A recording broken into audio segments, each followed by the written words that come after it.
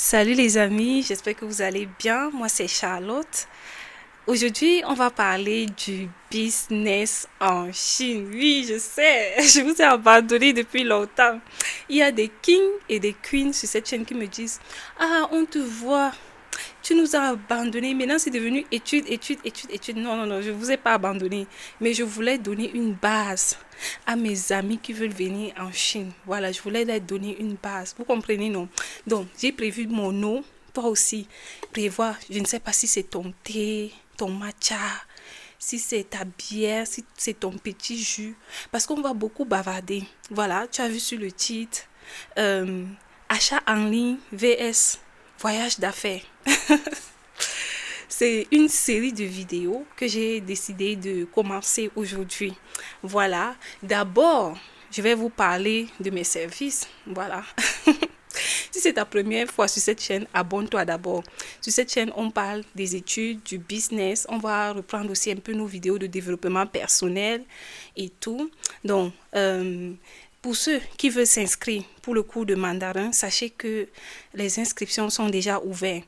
J'ai mis avril, mais je pense qu'on va débuter le cours en mai. Voilà, en mai, parce que je dois d'abord terminer avec ceux de la première session. C'est une formation 2 en 1. D'une part, je t'apprends les bases du mandarin parce que c'est le niveau élémentaire 1. Les amis qui ont déjà une base en chinois, cette formation ne vous concerne pas parce que c'est moi-même qui vous enseigne et je n'ai pas le temps de créer plusieurs classes, vous comprenez. Pour l'instant, c'est le niveau élémentaire 1. Et d'autre part, je t'enseigne la procédure. Parce qu'il y a aussi des amis qui me disent, Queenie Shine, je ne connais pas postuler, comment on postule, comment faire ça. Viens t'asseoir à la formation. On aura 6 heures par semaine, 4 heures de cours de mandarin et 2 heures de coaching où je te parle de la procédure, on va parler de business et tout. En tout cas, ceux qui sont avec moi en ce moment connaissent. Hein, si vous êtes là, il faut les dire dans les commentaires. Voilà, je vais d'abord mettre des côtés, on va parler. Et voilà, c'est ça. Et on a une formation gratuite pour les queens, uniquement les queens. Voilà, une formation à l'occasion du mois de la femme, tout simplement. J'ai décidé de faire une formation sur le business en Chine. C'est une formation gratuite. C'est pas, je ne vais pas vous proposer des services ou quoi là-bas, non. C'est juste pour qu'on discute. Je vais vous orienter. Je vais vous conseiller, voilà, pour ceux qui veulent structurer leur business avec la Chine. Je ne vais pas entrer vraiment sur les plateformes et vous montrer comment faire ci, comment faire ça. Je ne pense pas. Mais je vais vous donner les bases. C'est pour les queens. Je n'ai pas dit les kings parce qu'il y a des kings qui me contactent. Et nous alors, et nous alors. En tout cas, ces jours-ci, on va parler du business en Chine. Donc, vous pouvez voilà, regarder ces vidéos parce que je vais vous donner beaucoup, beaucoup de valeur. Bon, euh, aujourd'hui, on va parler voilà, du business en Chine, les bases pour débuter avec le business en Chine. Qu'est-ce qui m'a inspiré cette vidéo? Récemment, je discutais avec une amie qui fait le sourcing comme moi. Voilà, mais bon, pour l'instant, j'ai fait une pause parce qu'il y a des gens qui me disent, ah, tu ne fais plus les achats en Chine, tu n'aides plus les gens à acheter. Non, c'est parce que en ce moment, j'ai trop de choses à faire. Et si il faut vous aider à acheter, c'est moi-même qui le fais. Imaginez, il faut que je fais la recherche des marchandises. Ensuite, il faut qu'on établisse un devis. Il faut que j'achète ou je commande ces articles. Je vérifie, j'expédie. Je suis votre commande jusqu'à ce que ça arrive dans votre pays. C'est épuisant, les amis. Et parfois, vous êtes même indécis. Donc, comme c'est l'activité qui me prend le plus d'énergie, j'ai fait une pause, mais bientôt, je vais reprendre. Vous comprenez? Donc, voilà, je ne vous ai pas abandonné. Mais si vous voulez commander, je vous mets souvent avec d'autres personnes, des entreprises ou bien des particuliers qui vous aident. Donc, si vous regardez cette vidéo et que bon, vous avez envie de commander, si moi je ne suis pas disponible, je peux vous mettre en contact avec l'un de mes amis en Chine ou mes connaissances qui font dans le sourcing, vous comprenez. Donc, voilà. Qu'est-ce qui m'a inspiré dans cette vidéo? Je discutais avec une amie et il y a l'une de ses clientes qui demandait si elle veut venir en Chine, quel est le budget qu'elle doit préparer. Donc, elle demandait à cette amie-là le budget qu'elle doit préparer. Donc, elle réfléchissait. Elle ne savait pas si c'était mieux de passer par mon amie-là ou bien c'était mieux de voyager et venir acheter la marchandise elle-même. Bon, Aujourd'hui, on voit beaucoup sur la Chine, voilà. Il y a beaucoup d'informations sur la Chine. On nous parle beaucoup de sourcing, voilà. Euh, les gens voyagent pour la foire de Canton, euh, la foire de Iou, voilà. Ou bien les gens voyagent pour venir acheter directement en Chine. D'autres se forment aussi. On voit aussi beaucoup de formations sur les achats en Chine. C'est pas mauvais. Moi-même, j'ai créé une formation gratuite. C'est gratuit, les Queens. Vous pouvez venir, vous pouvez m'écrire. Vous prenez mon numéro dans la barre d'infos, vous m'écrivez, vous me dites Queenie Shine, j'ai regardé ta vidéo, ou bien je suis tombée sur l'affiche qui parle de la formation gratuite. Je veux participer, je vais vous intégrer dans le groupe. Donc, il y a tellement de formations, il y a aussi de plus en plus des entrepreneurs qui organisent des voyages en Chine. Et parfois, quand on débute en business, on se demande, bon, quelle est la meilleure option? Est-ce qu'il vaudrait mieux commencer en ligne et quand notre business va s'agrandir, venir en Chine, ou bien il faut directement venir en Chine pour voir les opportunités sur place?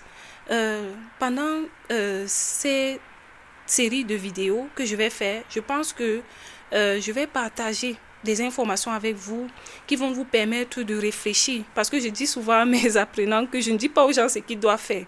Voilà, je conseille beaucoup, mais je ne vais pas te dire fais ça. Je vais te dire, ok, voici les réalités. Qu'est-ce que tu en penses? Va réfléchir. C'est comme ça que je fais généralement. Donc là, on va parler des bases. Ensuite, je vais aborder un autre aspect sur le voyage en Chine, puis un autre aspect sur les achats en Chine. Voilà. Euh, Quelles sont les bases quand tu veux faire le business avec la Chine? Quelles sont les bases à avoir? Parce que l'erreur que les gens font, comme je le dis souvent, que ce soit avec le business ou bien les études en Chine, c'est que les amis, vous n'aimez pas faire des recherches. Voilà. Vous n'aimez pas faire des recherches. Si tu n'aimes pas faire des recherches, soit tu vas acheter l'information ou on va te tromper tout simplement. Parce que tout ce qu'on va te dire, tu seras obligé de croire, vu que tu ne veux pas t'asseoir pour faire tes propres recherches. C'est important de faire des recherches. Beaucoup de personnes se plaignent d'arnaques. Voilà, aujourd'hui les gens ont une mauvaise perception de la Chine parce qu'on se dit que la Chine c'est la mauvaise qualité ou ainsi de suite. Si tu ne fais pas des recherches ou bien tu ne te formes pas, c'est normal. Se former, ce n'est pas seulement acheter une formation en ligne, c'est aussi s'asseoir, regarder les vidéos sur YouTube qui parlent de ce que tu veux. Aujourd'hui, YouTube est la meilleure école. Vous voyez, quand moi je viens m'asseoir pour faire des vidéos comme ça, je les prépare. Ce n'est pas au hasard. Ça dépend. Ça peut être mon expérience ou bien mon expertise. Donc, imaginez, je viens ici sur YouTube vous donner ça gratuitement. Vous former, ce n'est pas seulement acheter la formation. Voilà, chez quelqu'un. C'est aussi s'asseoir et regarder des vidéos, aller lire un livre, aller, je ne sais pas, sur Google. On a tellement de ressources de nos jours, vous comprenez? Donc voilà, quelles sont les bases quand tu veux te lancer avec le business en Chine? Premièrement, il y a, on va dire, la conversion de devises. Voilà, il faut apprendre à convertir les devises. Il y a souvent des amis qui me contactent, qui me disent, Queenie Shine, euh, je pense que 100 francs, c'est combien de yuan? Ou bien tel yuan, c'est combien en francs CFA? C'est combien? Donc, en fait, c'est des choses basiques. Si tu veux faire le commerce international, il faut savoir que les gens de différents pays vont t'approcher ou bien toi-même tu vas aller vers un étranger pour te fournir. Donc, il faut apprendre à convertir les devises et ce n'est pas compliqué de nos jours. Il y a des applications pour ça. Vous comprenez? Donc, il faut juste télécharger l'application pour convertir les devises et tu vas avoir les détails parce qu'il faut savoir aussi que l'argent n'est pas stable. Vous comprenez?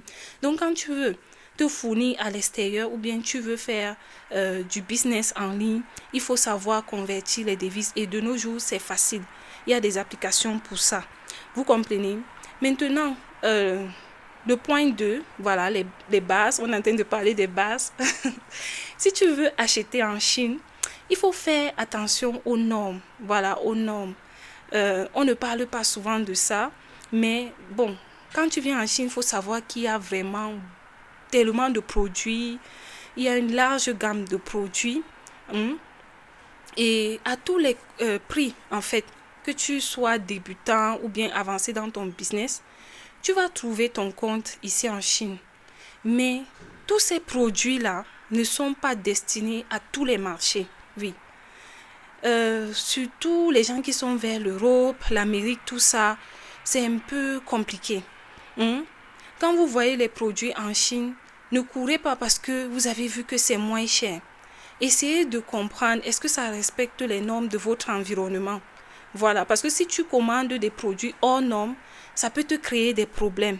Voilà, ce n'est pas vraiment tous les produits qu'il faut commander. Tout simplement, il faut faire des recherches. Il faut faire des recherches sur le fournisseur, il faut faire des recherches sur le produit. Parfois, j'ai vu des gens m'aborder et me demander des produits cosmétiques. Moi, je pense que la cosmétique, c'est quelque chose de délicat. Vous comprenez? Parce que tu vas utiliser ça sur ta peau. Très souvent, on a trouvé des personnes qui ont eu des dégâts sur leur peau parce que elles ont utilisé des mauvais produits. Moi, étant ici en Chine, je fais attention sur ce que je mets sur ma peau. Vous comprenez? Je n'achète pas mes produits n'importe comment. Quand je vais acheter mes produits cosmétiques, par exemple, je vais être honnête avec vous. Pour la plupart, j'achète sur Taobao. Et quand je passe sur Taobao, j'essaye de fouiller les boutiques, les magasins qui vendent les produits d'origine. Parce que ici, il y a de tout. Il y a souvent des personnes qui m'ont abordé pour demander, j'ai pas envie de prononcer le nom de ces produits, mais des produits que les femmes aiment, en tout cas pour leur beauté et tout. Quand j'essayais de voir le produit sur certaines plateformes ici en Chine, ça coûtait 10 yuan. Vous comprenez? 10 yuan, peut-être je vais convertir là. Mais quand je partais dans des magasins d'origine, je vous assure, l'écart est énorme. Voilà, l'écart est vraiment énorme. Et ces personnes insistaient. Ces personnes voulaient acheter ces produits ici en Chine. Or, à la base, ce ne sont pas des produits d'origine chinoise. Voilà. Donc, je vais vous donner un secret. Si vous voulez acheter un produit, il faut chercher la source. Si par exemple, tu veux un fond de teint, il faut chercher cette marque est basée dans quel pays. Tu ne peux pas par exemple chercher une marque française en Chine. Par exemple pour la peau ou bien une marque italienne. Vous comprenez ce que je veux dire? Allez toujours vers la source. Voilà, c'est vraiment, vraiment important. Donc, il y a beaucoup de produits en Chine, mais ce n'est pas destiné à tous les marchés. Ensuite, il y a la qualité. On a entendu, nous tous, on a entendu que les produits de Chine sont de mauvaise qualité. Et j'ai vu beaucoup de commerçants souvent mentir sur la source d'approvisionnement. Voilà, sur leur source d'approvisionnement. J'ai vu souvent des gens venir commander chez moi en Chine, mais qui disent autre chose à leurs clients. Parce que souvent, je suis aussi sur leur page, je regarde ce qu'ils font et tout. Est-ce que tous les produits de Chine sont de mauvaise qualité? Non. C'est pas tous les produits, mais ça dépend de toi, la personne qui vient acheter. Parce que le Chinois te vend ce que tu es prêt à acheter tout simplement. Si tu es une personne qui aime acheter les articles en fonction des prix et non de la valeur, tu vas vraiment te faire avoir en Chine. Ou bien si tu es une personne qui aime négocier n'importe comment, tu vas te faire avoir parce que ce n'est pas la même mentalité. Ce n'est pas la même culture. Vous comprenez? Voilà. Le 4e point, je vais vous parler des fournisseurs. Voilà. Je vais vous parler des fournisseurs. Beaucoup de personnes, quand elles achètent en Chine, elles pensent qu'elles ont acheté chez un fabricant. Quand je suis souvent en ligne, il y a les internautes qui m'écrivent, qui me disent « Je veux le prix d'usine. » Et quand je demande « Tu veux le prix d'usine? Tu veux combien de pièces? » La personne me dit « 3 pièces. » Ah bon? Tu veux 3 pièces? Et tu veux acheter à l'usine? Sérieux? Bref, en Chine, il faut savoir qu'il y a différents types de fournisseurs. il y a les fabricants, il y a les grossistes, il y a aussi les gens qui vendent en détail, comme dans nos pays, tout simplement. Donc, ce n'est pas tous les fournisseurs que vous allez retrouver en Chine qui sont automatiquement des fabricants. Et sachez que quand vous êtes débutant, souvent c'est un peu compliqué de travailler avec les usines parce que les usines fabriquent en grande quantité, tout simplement. Voilà, vous pouvez peut-être travailler avec des grossistes ou bien ceux qui vendent en détail. Et ceux qui vendent en détail, souvent, c'est pas bénéfique parce que eux aussi, ils ont déjà ajouté leur marge de bénéfice. Vous comprenez? Donc, voilà pourquoi les débutants qui achètent en Chine ont souvent ce problème-là. Ils ne comprennent pas pourquoi l'article qu'ils veulent acheter en Chine est plus cher qu'au pays, chez les grossistes. Voilà. Quand le grossiste vient en Chine, il achète en très grande quantité. Voilà, il achète en très grande quantité. Et quand toi, tu veux acheter 2 pièces, 3 pièces, tu vas venir chez un détaillant qui a déjà ajouté ses bénéfices, ce qui fait que c'est plus cher. Vous comprenez? Donc, ceux qui débutent avec le sourcing, peut-être les étudiants qui viennent d'arriver, je suis sûre qu'il y a souvent des personnes qui vous disent « Ah, mais l'article-ci, ici au pays, c'est moins cher. Comment toi, tu peux me dire que c'est tel prix ?» C'est parce que toi, tu vas acheter 2 pièces, tout simplement. Hein? Donc, comme tu vas acheter 2 pièces, on est obligé de se diriger vers une personne qui détaille. Vous comprenez? Donc, voilà. Quand vous achetez en Chine, sachez que tous les fournisseurs que vous voyez n'ont pas les mêmes statuts. Oui, dépendamment du niveau de ton business, il faut bien faire les recherches. Si toi, tu veux acheter en très grande quantité, fais les recherches pour t'assurer que le fournisseur qui est en face de toi, c'est vraiment un fabricant. Parce que avec ce genre de fournisseur, tu auras des avantages. Voilà, c'est important. Et toi qui achètes en détail, tu n'as pas d'autre choix. Parfois, tu es obligé de te tourner vers ceux qui détaillent. Voilà. Ensuite, au point 5, on va parler du MOQ ou bien de la quantité minimale à commander. Tout à l'heure, je vous ai parlé des fournisseurs, n'est-ce pas? Il y a aussi le MOQ qui dérange beaucoup de personnes. Voilà. La quantité que vous achetez en Chine va vraiment impacter votre rentabilité. Vous comprenez? Il ne faut pas choisir des quantités au hasard. Voilà. Il y a des produits que même si vous achetez en petite quantité en Chine, vous allez avoir le bénéfice parce que peut-être ce sont des produits tendance, ce sont des petits gadgets, vous comprenez? Donc voilà. Mais il y a des produits que si vous achetez en petite quantité, vous allez vraiment perdre. La quantité impacte sur ta rentabilité. Quand tu veux acheter en Chine, moi je te recommanderais d'acheter quand même une bonne quantité. Oui. Ou bien à défaut, si tu n'as pas les moyens d'acheter une bonne quantité, renseigne-toi. Ne venez pas aussi acheter comme ça sans vous renseigner. Allez souvent au marché, renseignez-vous des prix de détail, des prix de gros.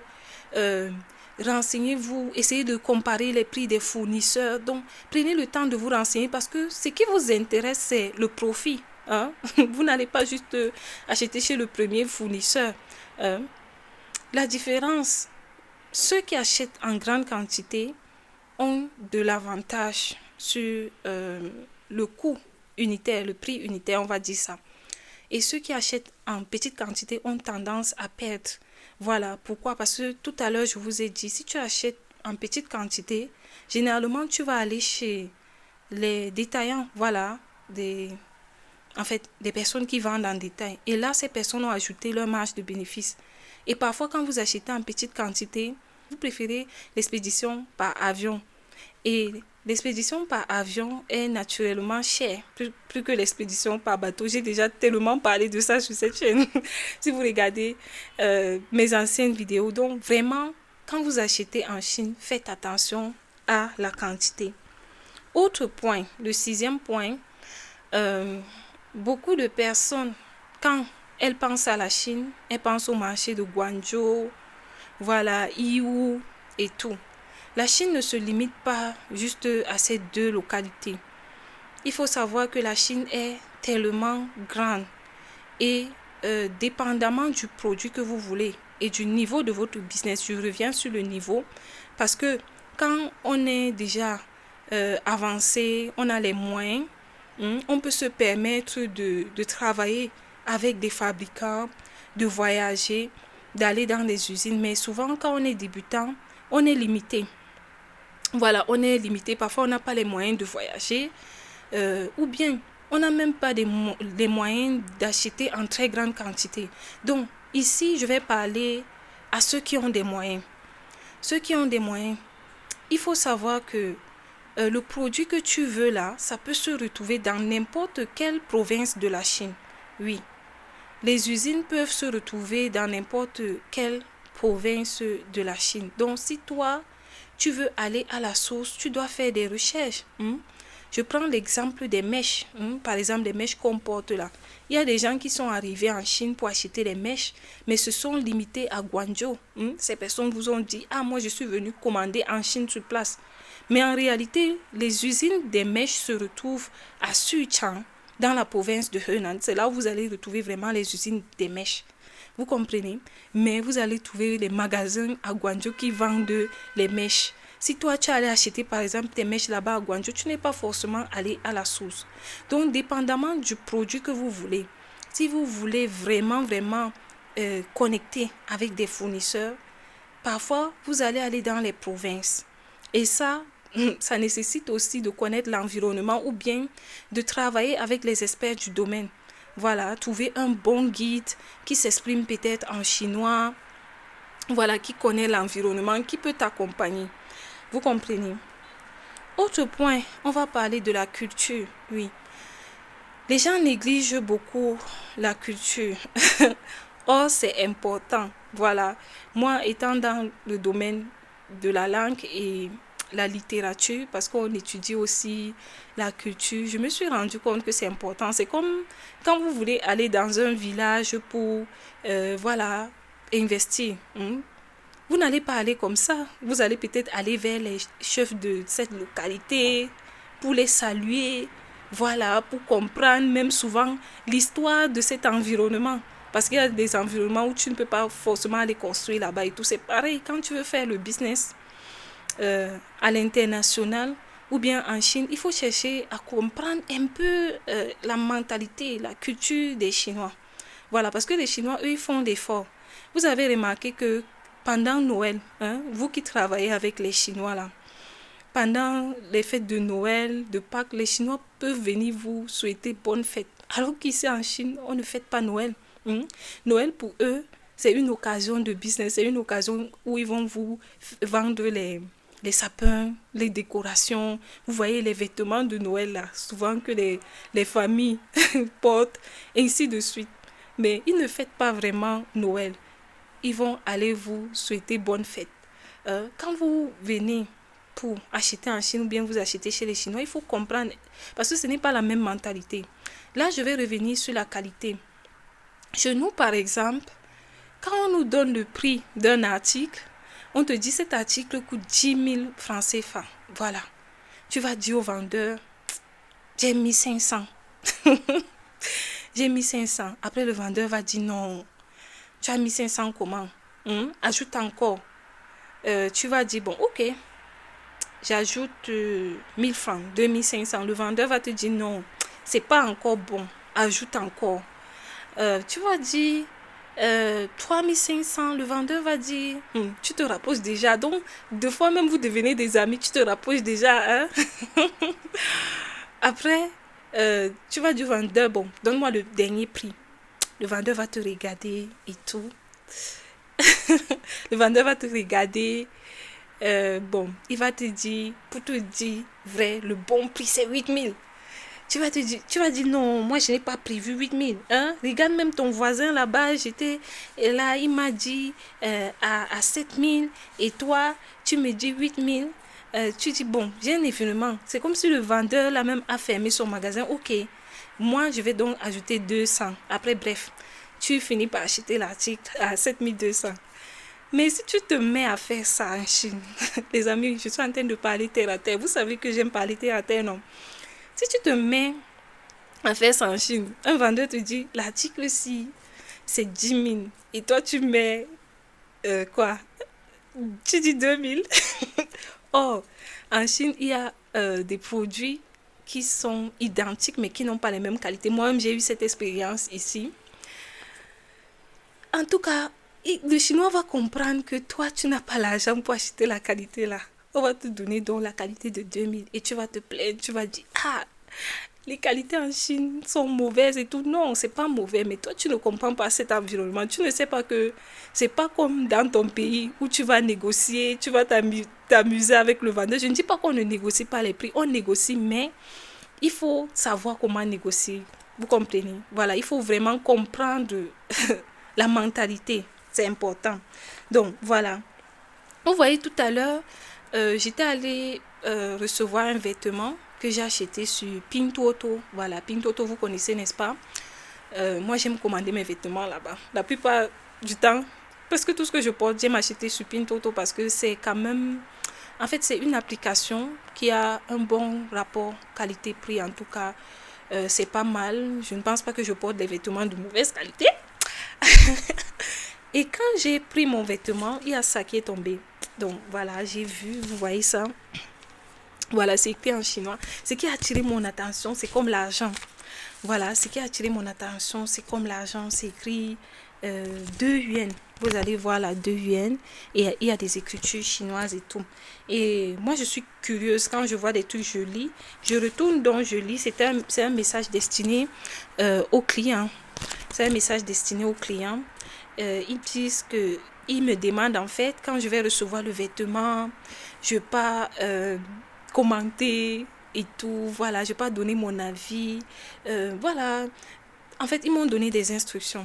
Il faut savoir que le marketing, il n'y a pas quelqu'un qui dépasse les Chinois. J'apprends de tout le temps, vraiment, que ce soit dans le domaine du business ou bien de l'éducation. Moi, aujourd'hui, je suis assise là, j'apprends de ces personnes. Voilà, parce que si des personnes ont pu se développer voilà, en quelques années comme ça, c'est que on a quand même des choses à apprendre d'eux. Donc, faites attention à la culture, la mentalité. Nous sommes des Africains, eux, ce sont des Asiatiques. C'est pas la même mentalité. Voilà. Peut-être un Chinois encore qui est resté en Afrique, il peut comprendre comment les Africains réfléchissent, comment les Africains négocient, mais eux, c'est pas forcément ça. Ici, il y a des articles qui ont, en fait, identiques, mais qui n'ont pas les mêmes qualités. Donc, si toi, tu te mets à négocier d'une certaine façon, tu vas te retrouver avec la mauvaise qualité. Le point 8, on va parler du transport. Voilà, on va parler du transport. Il faut savoir que dans le domaine du commerce international, le transport est très important. À part le moyen de paiement, il y a aussi le transport qui est un problème. Et si tu ne comprends pas le fonctionnement du transport, ça sera compliqué. Oui. Qu'est-ce que tu dois faire attention? Premièrement, le transitaire. Moi, aujourd'hui, je ne choisis pas mes transitaires n'importe comment. Je ne choisis pas un transitaire parce qu'il est moins cher. Non. Je choisis les transitaires, je peux dire peut-être, bon, je vais dire premièrement, par rapport à, voilà, à la communication. Il y a des transitaires que dès que tu envoies les articles, tu envoies ton colis, ils ne vont plus te répondre. Tu vas poser des questions. Mon colis est à tel niveau. Est-ce que tu as reçu mon colis? Est-ce que mon colis est arrivé? Donc le transitaire ne te répond plus. Oui, il y a des transitaires comme ça. Donc si la communication n'est pas fluide entre moi et le transitaire, je ne travaille pas avec lui. Le deuxième point, c'est le délai. Oui, le délai est très très très important. Parfois, on peut acheter des articles parce qu'on a des quoi? Des événements, ce genre de choses. Ce qui fait que c'est important de faire attention au délai et aussi voir si le transitaire respecte les délais. Mais bon, ne pensez pas que c'est automatique. Parfois, ça ne dépend pas aussi d'eux.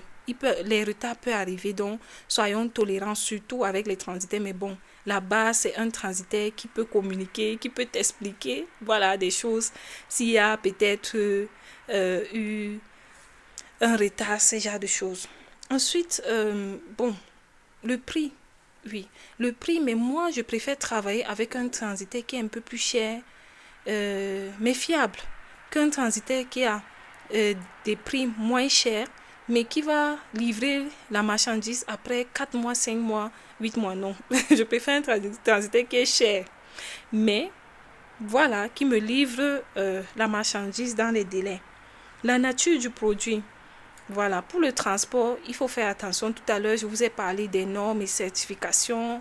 Ensuite, il faut voir est-ce que c'est un produit sensible ou bien un produit standard.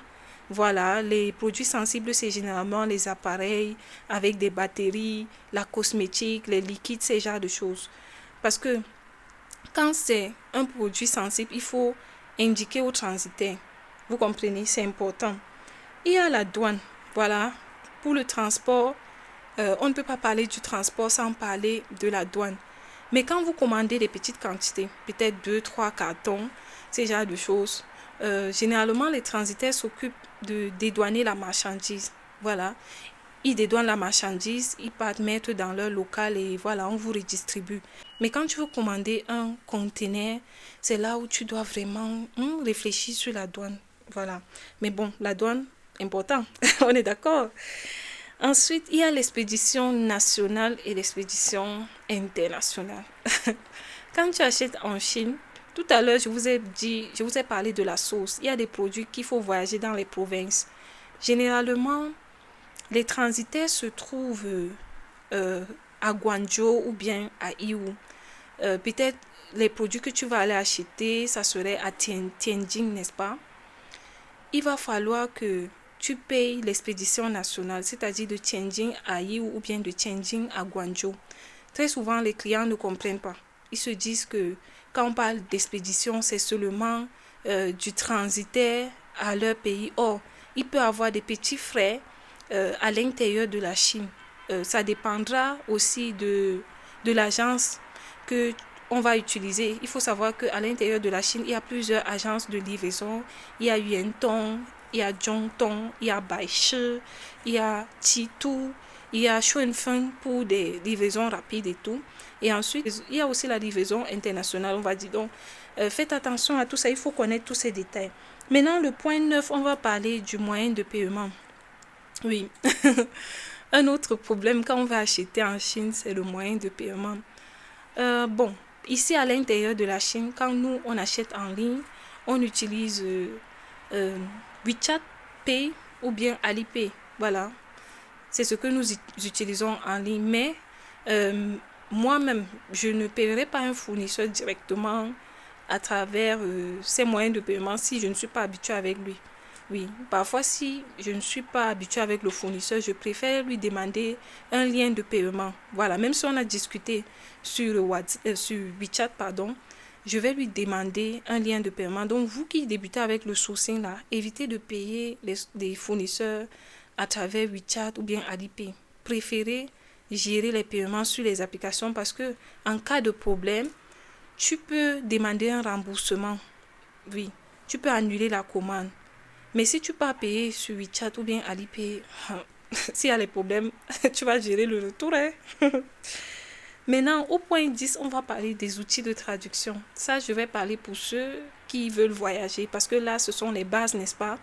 L'objectif de notre série de vidéos, c'est de m'adresser aux personnes qui veulent acheter en ligne et ceux qui veulent venir en Chine. Donc, le point 10, je vais vous parler des outils de traduction. Voilà. Quand vous voulez venir en Chine pour les affaires, c'est important d'avoir les outils de traduction à cause de la barrière linguistique, tout simplement. C'est vrai, les Chinois parlent l'anglais et le chinois, mais l'anglais, c'est pas souvent ça aussi. Voilà, vous pouvez trouver des fournisseurs qui parlent l'anglais, mais parfois ça peut ne pas être clair. Et le chinois aussi, ça peut être leur langue maternelle, pas le mandarin. Voilà. Souvent, quand les gens nous voient, nous qui parlons le chinois, ils se disent que peut-être dès que quelqu'un parle, on va comprendre. Hein? Si quelqu'un parle sa langue maternelle, je peux ne pas comprendre. Oui. Si un chinois parle sa langue maternelle, si je ne suis pas habituée avec cette localité, je peux ne pas comprendre. Par exemple, comme j'ai fait la province de Shandong, quand ils parlent leur langue maternelle, je peux comprendre. À ce moment où je suis aussi, je comprends. Mais Si je ne suis pas habituée avec cette localité, je peux ne pas bien comprendre. Vous comprenez? Donc, ce que nous, on apprend, c'est le mandarin qui est la langue officielle. Ensuite, les dépenses du voyage. Oui.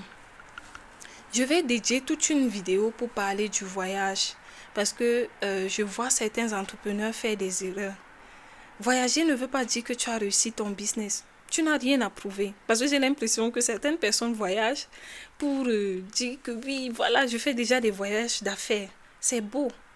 Mais je pense qu'un projet de voyage doit être bien structuré. Voilà. Il faut qu'à la fin, tu puisses vraiment gagner. Si les Chinois ont mis en place des plateformes de commerce électronique, c'est aussi pour permettre aux gens qui n'ont pas assez de moyens de pouvoir se procurer de leurs produits. Voilà. Pour moi, je pense que le voyage n'est pas pressé. Parce que quoi? Quand tu veux voyager pour les affaires, il y a la procédure. Il y aura les dépenses pour la procédure. Parfois, tu vas passer par, je sais pas, une agence. Il faut l'invitation d'un fournisseur. Voilà, ça dépend des moyens que tu vas utiliser. Il y a le billet d'avion, aller et retour. Il y a les frais d'hôtel. Il y a aussi les frais du guide. Voilà, quand vous venez souvent ici, vous avez la barrière linguistique. Il vous faut les guides pour vous réserver des hôtels qui ne sont pas peut-être loin des marchés, ensuite qui doivent vous orienter, vous aider à négocier les prix, ainsi de suite. Et parfois, c'est pas évident. Tu vas payer le guide peut-être d'une manière journalière, je ne sais pas, ça dépend de chacun. C'est pas évident. Bon, vraiment, moi, je dirais que structurez votre projet de voyage pour la Chine. Le dernier point, on va parler des bons contacts qui vont t'orienter. Voilà, le 12e point, ça c'est pour ceux qui veulent voyager. Comme je disais tout à l'heure, moi je pense que le voyage, ça doit être bien planifié. Tout comme les candidats qui veulent venir en Chine. Je vois beaucoup de personnes qui sont pressées. Il y a des personnes qui m'écrivent souvent, je veux que tu m'accompagnes. Sachez que quand vous m'écrivez pour l'accompagnement, je vais faire un entretien avec vous pour voir si vous êtes prêt ou pas. Si vous n'êtes pas prêt, je ne vais pas accepter. Voilà. Je ne vais pas accepter parce que, voilà, j'accompagne ceux qui ont un projet d'études tout simplement, pas ceux qui veulent voyager. On est d'accord. Donc souvent, on est dans la précipitation. Je trouve que la précipitation n'est pas bien. Quand tu veux venir en Chine, il faut choisir un bon guide. Je me rappelle une fois, il y a une amie qui m'a raconté, voilà, elle a une entreprise de commerce international, on va dire. Elle m'a expliqué un problème concernant une dame qui est venue en Chine pour les affaires. Elle s'était entendue avec un guide et finalement on l'a abandonnée à l'hôtel pendant 3 jours. Donc elle était là à l'hôtel comme ça, elle ne connaît pas l'environnement, elle ne connaît pas la langue pendant 3 jours. Puis elle a pu trouver cette amie-là et elle l'a aidée. Vous comprenez? Quand vous voulez faire des affaires, vous voulez que des personnes vous accompagnent, rassurez-vous d'être connecté à de bonnes personnes parce qu'il y a des personnes que leur problème c'est juste ton argent. La personne ne voit pas en toi un entrepreneur qui est venu avec des objectifs, tout ça. Les guides que vous choisissez peuvent vous propulser ou ruiner votre business. Voilà, ruiner votre voyage. Donc vous pouvez avoir de très belles expériences comme de mauvaises expériences. Vous comprenez? Parce que quand vous venez souvent ici, vous dépendez de ces personnes. Donc choisissez bien vos guides. Structurez bien votre projet de voyage. J'ai eu souvent des personnes qui regardent ma chaîne, qui arrivent en Chine et qui me disent Queenie Shine, je veux te voir. La Chine est grande. La Chine est grande. Vous comprenez? Donc moi je ne vis pas à Guangzhou. Si vous voulez savoir là où je ne suis pas à Guangzhou. Donc souvent vous arrivez à Guangzhou, vous me dites Queenie Shine, je veux te voir. Si tu n'as pas planifié avec moi, on ne pourra pas se voir. La Chine est grande et la plupart des personnes qui vous aident, si c'est certaines commandes, il faut se déplacer, aller sur place, ou bien il y a des applications, vous comprenez? Donc, ou bien on a déjà un carnet d'adresses fourni. Si tu commandes, on peut juste contacter le fournisseur, vous comprenez? Donc, la Chine est grande. Si tu veux voyager, il y a des choses à préparer, il y a une structure à faire pour que quand tu vas arriver ici, tu puisses vraiment profiter de ton voyage, tu puisses vraiment atteindre tes objectifs. Peut-être que tu veux avoir les fournisseurs, on va dire des bons fournisseurs. Tu peux venir en Chine juste pour remplir ton carnet d'adresses, avoir des bons contacts de fournisseurs, avoir des bons contacts de transitaires, ainsi de suite. Vous comprenez? Donc, et pour cela, il faut que tu te tournes vers une entreprise ou bien une personne qui a vraiment la volonté de t'aider. Bon, les amis, j'ai tellement bavardé. Je vous avais montré mon eau. Bon, les amis, j'ai tellement bavardé. Après, je ne sais pas si tout ce que je raconte là, vous comprenez, mais bon, je voulais vous partager ces détails. C'est une première vidéo sur le business en Chine, voilà, de cette année. Et on va continuer, on va parler des achats en ligne, du voyage, ces genres de choses. Bon, je ne prévois pas d'organiser un voyage, s'il vous plaît. Parce que quand on aborde un thème sur YouTube, vous pensez que c'est pour créer un nouveau service. Non, non, s'il vous plaît, non. Si vous voulez voyager, allez-y vers les chaînes qui vous proposent des voyages d'affaires. Donc moi, je voulais juste partager mes réflexions. Si vous voulez commander aussi, en ce moment, j'ai fait une pause pour travailler sur d'autres projets. Mais bon, je vais reprendre bientôt. Quand je vais reprendre, je vais vous dire sur la chaîne. C'est juste des conseils que je voulais vous donner parce que je trouve que à chaque fois que je cause avec les gens, je me rends compte que on veut du résultat, mais on n'est pas prêt à s'asseoir pour apprendre.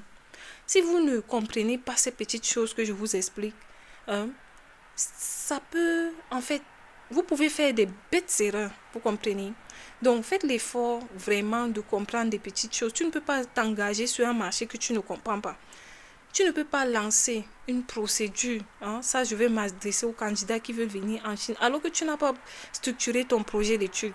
Récemment, il y a beaucoup d'étudiants de la Chine qui me contactent parce que, bon, j'avais fait une vidéo qui parle de la langue, n'est-ce pas, du programme de langue. Beaucoup de personnes sont venues croyant que elles vont faire une année de langue et continuer avec leur spécialité. Et sur le terrain, elles se sont rendues compte que non, c'est pas possible tout simplement. Et c'est pas évident quand tu n'as pas bien structuré ton projet d'études et que ton budget est limité. Apprenez à faire des recherches. Oui. Formez-vous. Structurez vos projets. Ça va vous éviter certaines frustrations tout simplement. Voilà. J'aimerais rappeler aussi pour mon cours de mandarin. Formation 2 en 1. Ne viens pas après pour me dire, Queenie Shine, comment on postule. Vraiment, je ne sais pas comment on postule. Quand on vous propose des formations comme ça, vous voyez seulement le prix. Vous ne voyez pas la valeur qu'on va vous donner. En tout cas, c'est ouvert, c'est pour mai. Parce que je vais d'abord terminer avec ceux de la première session. Le prix a changé, ce n'est plus 30 000 parce que je t'enseigne la procédure une fois. C'est une valeur ajoutée. Voilà. Bon, si vous avez aimé cette vidéo, n'hésitez pas à liker, commenter, partager. La prochaine fois, je vais vous parler du voyage d'affaires. Voilà, je vais vous parler du voyage d'affaires, comment structurer votre voyage d'affaires pour pouvoir prendre le maximum de la Chine. Voilà, on se retrouve à la prochaine. Bisous. Mouah.